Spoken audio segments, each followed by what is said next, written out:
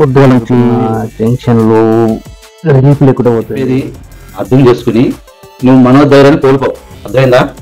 రూపాయలు 10,000 ఇచ్చి ఎప్పుడు మారుతారంటే తల్లిదండ్రుల కష్టాన్ని యూత్ పిల్లలు కూడా, నేను చెప్పేది యూత్ పిల్లలు కూడా పెళ్లి కాకముందే సంపాదించుకోవాలి. మరి పైసలు ఊరికే రావు. ఎంతో కష్టపడుతున్న ఆశలతో ఎన్నో కోరికలతో పిల్లల్ని పెంచడం జరుగుతాయి. నేను మీ పోసిన నాగరాజు. సమాజంలో తల్లిదండ్రులు ఎంతో బాధపడుతున్నారు. తల్లిదండ్రుల బాధను అర్థం చేసుకుని, వాళ్ళ మనోభావాలను అర్థం చేసుకుని నాగరాజు పోసిన యూట్యూబ్ ఛానల్ సమాజానికి ఒక మంచి ఆలోచన కల్పించాలని ఈ ప్రయత్నం చేశాం. వీడియోని చూసి పూర్తిగా వీడియోని చూసి మీరందరూ ఆదరించాలని గడుపుతూ మీరు కలుద్దామనుకున్నా ఛానల్ నుంచి. బాధగా మాట్లాడుతున్నారు. ఫైనాన్షియల్ గా చూడండి. వాడు తల్లిదండ్రులు చెప్పారంటే ఎంతసేపు పిల్లలు పెళ్లి కాకముందే సంపాదించాలి.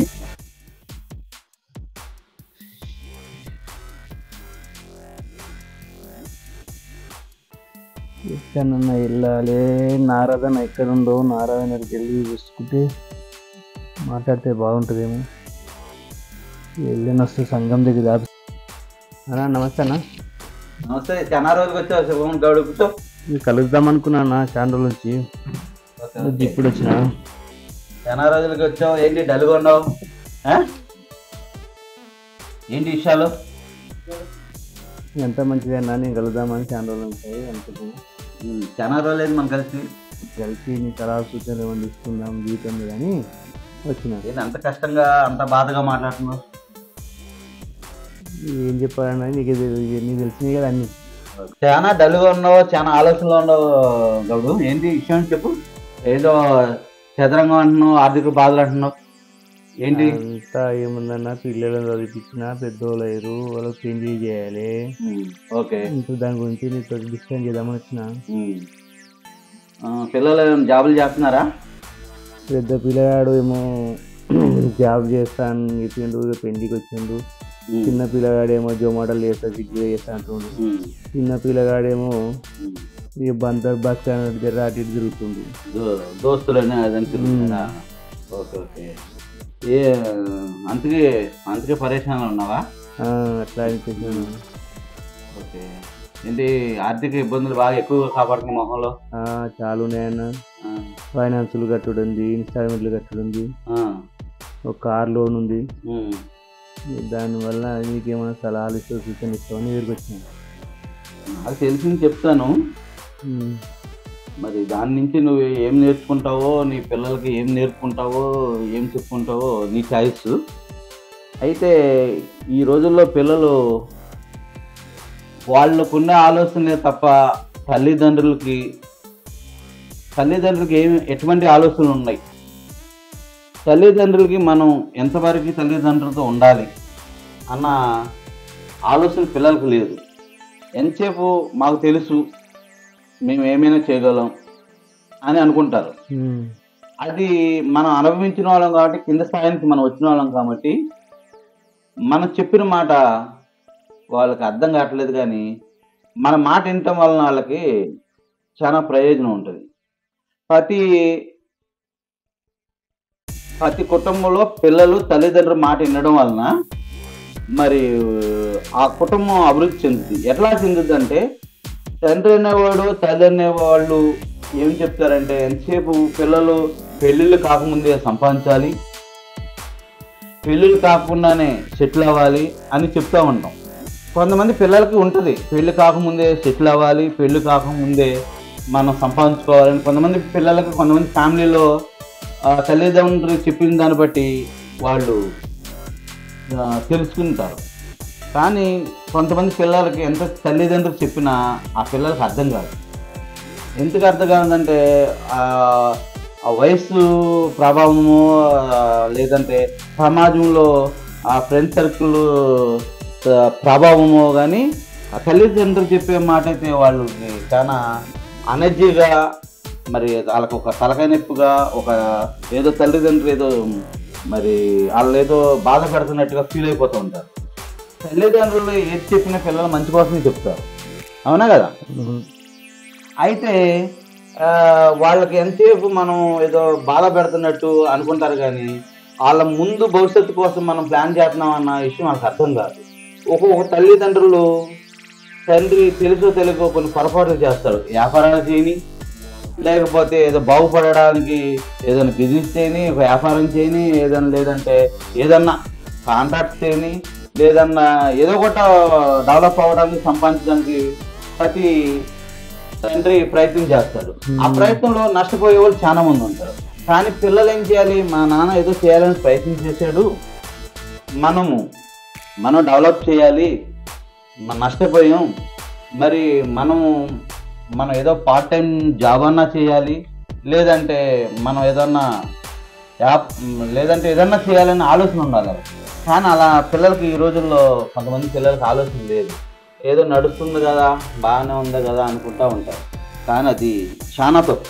మీరు ఎప్పటి వరకు అట్లా అనుకుంటారు అన్న పిల్లలు? అంతే కదా, అలా అనుకోమట్టే కదా మనకు ప్రాబ్లం.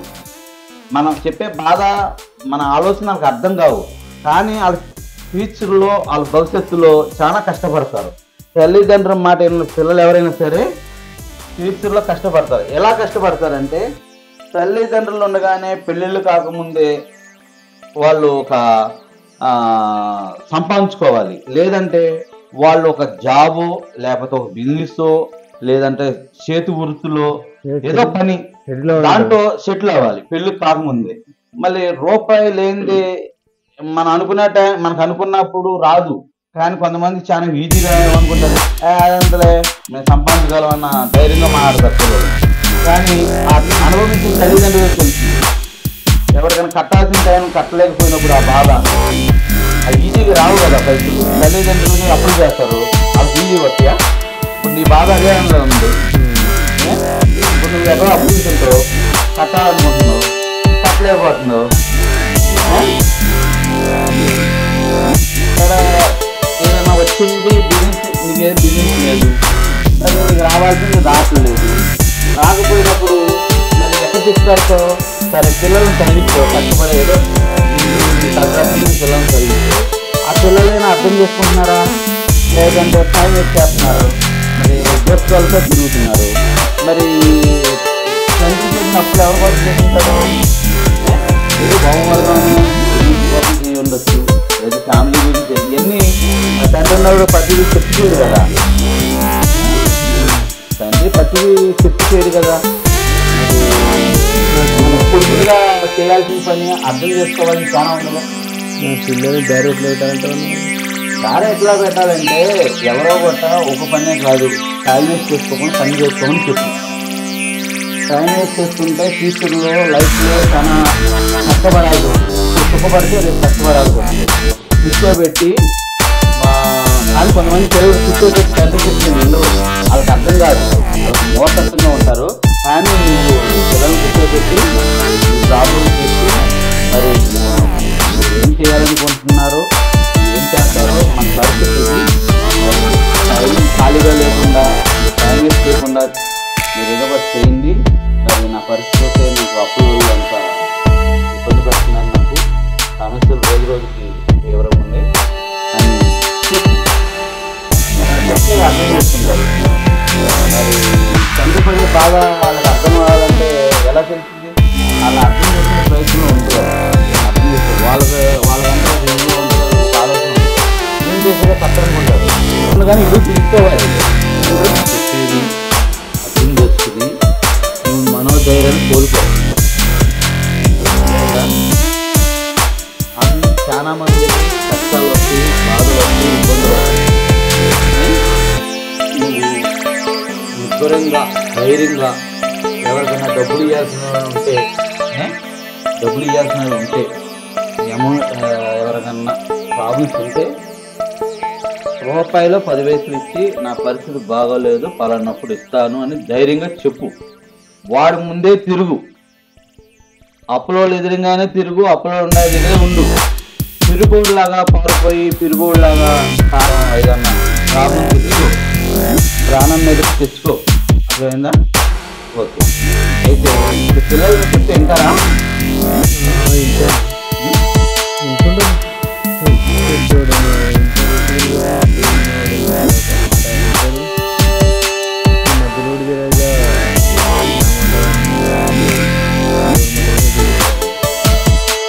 సరే, ఓకే. పిల్లలు వాళ్ళే మారుతారు కానీ ఎప్పుడు మారుతారంటే తల్లిదండ్రుల కష్టాన్ని పిల్లలకు చెప్పినప్పుడు వాళ్ళకి ఆ ఆలోచన కలిగినప్పుడు మారుతారు. వాళ్ళకి ఆ ఆలోచన రానంత కాలం వాళ్ళు అక్కడే బిహేవ్ చేస్తారు. కాబట్టి ఆ ఆలోచన వచ్చేది చెయ్యి. అట్లాగే నువ్వు మనోధైర్యాన్ని కోల్పోకు. ఓకేనా? పిల్లలు ఏదన్నా ఒకే పని కాకుండా ఇన్కమ్ ఉండే పని ఏదన్నా చేసుకోమని, నెలకి ఇంతన్నా ఇవ్వమని. అప్పుడు నీ సంపాదన వాళ్ళ సంపాదన కలిసి ఏదన్నా ఎవరికైనా రూపాయి కష్టపెట్టిన వాళ్ళకి కట్టగలుగుతావు. ఓకేనా? మరి అన్నగారు చెప్పాడు, ఇట్లా ఏమైనా తల్లిదండ్రులు కానీ సంపాదించుకోవాలి, పెళ్ళిళ్ళు అవ్వకముందే సంపాదించుకోవాలి, పెళ్ళిళ్ళు అవ్వకముందే సెటిల్ అవ్వాలి. మరి ఇప్పుడు పెళ్ళిళ్ళకు ముందు మరి వాళ్ళు సెటిల్ అవ్వకపోతే లైఫ్లో ఎన్నో కష్టాలు పడతారు. డబ్బు సంపాదించడం అన్నది చాలా ఈజీగా మాట్లాడతారు యూత్లు, కానీ అంత ఈజీ ఏం కాదు. కాబట్టి ఆ యూత్ పిల్లలు కూడా నేను చెప్పేది ఏంటంటే, యూత్ పిల్లలు కూడా సెటిల్ కాకుండా సంపాదించుకోవాలి. మరి పైసలు ఊరికే రావు, ఎంతో కష్టపడితేనే వస్తాయి. కష్టపడాలంటే మనలో టాలెంట్ ఉండాలి, నిరంతరం ప్రయత్నం చేయాలి, టైం వేస్ట్ చేయవద్దు. కాబట్టి ఇంటి పిల్లలు కూడా తెలుసుకోండి, తల్లిదండ్రుల బాధను అర్థం చేసుకుని తల్లిదండ్రులకి సహకరించండి. మరి సహకరించడం వలన వాళ్ళు ఎంత కోల్పోయినా, తల్లిదండ్రులు ఎన్ని బాధలున్నా వాళ్ళు మనోధైర్యాన్ని తెచ్చుకుంటారు. పిల్లలు అండదండగా ఉంటే, మరి పిల్లలు అండదండగా ఉంటే తండ్రి అనేవాడికి, తల్లి అనేవాడికి ఎంతో ధైర్యం ఉంటుంది. అలాగే తల్లిదండ్రులు కూడా ఉంటే పిల్లలకు కూడా ఎంతో అండదండగా ఉంటుంది. మరి పిల్లల గురించి తల్లిదండ్రులు తెలుసుకోవాలి, తల్లిదండ్రుల గురించి పిల్లలు తెలుసుకోవాలి. మొత్తం కుటుంబం అంతా ఒక మాట మీద నడిచి ఏదైనా మంచి ఆలోచన చేసి మంచి బిజినెస్ పెట్టుకున్నా, లేకపోతే ఏదైనా సంపాదించుకోవడానికి మంచి ప్రయత్నం చేసినా, ఎటువంటి నష్టం లేని చేసుకుంటే నలుగురు కలిసి చేసే ప్రయత్నం అది ఫలితం వస్తుంది. మరి మనం ఎవరికన్నా 10 రూపాయలు కట్టాల్సిన వాళ్ళకి మనం కట్టాల్సిన ఎవరికన్నా రుణ బాకీలు ఉన్న వాళ్ళకి తీర్చడానికి కూడా మనం అంతా తోడ్పడతారు. తల్లిదండ్రులను బాగా అర్థం, ఎన్నో ఆశలతో ఎన్నో కోరికలతో పిల్లలను పెంచడం జరుగుతుంది. మరి ఆ పిల్లలు అర్థం చేసుకున్నప్పుడు ఆ తల్లి పడే బాధ, మరి అలాంటి ఇబ్బంది వచ్చినప్పుడే మీకు తెలుస్తుంది. మీరు ముందుగానే తెలుసుకుని తండ్రిని సహకరించండి, తండ్రి ఆలోచన పరుచుకోండి, తండ్రితో నడవండి. కుటుంబ సభ్యులంతా కూడా ఒకే మాటగా ఆలోచించి బాగుపడడానికి, సంపాదించుకోవడానికి, ముందు భవిష్యత్తుకి ముందు వెళ్ళడానికి మరి ప్రయత్నం చేసుకోండి. అందరూ కలిసిందని మరి కుటుంబమైనా మంచిగా ఉంటుంది. అదే అందరూ ఒకరికొకరు సాయపడితేనే, వ్యాపారం చేసినప్పుడు ఒకరికొకరు సాయపడితేనే ఆ వ్యాపారం కూడా అభివృద్ధి చెందుతుంది. మరి వ్యాపారం అన్నది చాలా గొప్ప వరం. అది దాన్ని ఆ వ్యాపారం కోసం కష్టపడితే, ప్రతి ఒక్కరు కుటుంబ సభ్యులందరూ వ్యాపారం అనే దానికోసం కష్టపడితే ఆ వ్యాపారం అన్నది మన గౌరవం పెంచి, మన స్థాయి పెంచి, మన విలువలు పెంచి. వ్యాపారం అన్నది చాలా ముఖ్యం. వ్యాపారం చేసుకోవాలనుకుంటే కుటుంబ సభ్యులందరూ కలిసి వ్యాపారం చేసుకోవాలని మీ అందరికీ తెలియజేస్తున్నాను. వీళ్ళరా మీ ధైర్యాన్ని కోల్పోకు, పిల్లలకి ధైర్యం చెప్పు. నా మాటగా కూడా అంకులు ఇలా చెప్పేయడానికి చెప్పు. మరి జాగ్రత్త, మనోధైర్యం కోల్పోకు. నేను ఇంటి గారిని కూడా అర్థం చెప్పు. అది నమస్తే, నేను మీకు వస్తున్నాను. సమాజంలో తల్లిదండ్రులు ఎంతో బాధలు పడుతుంది.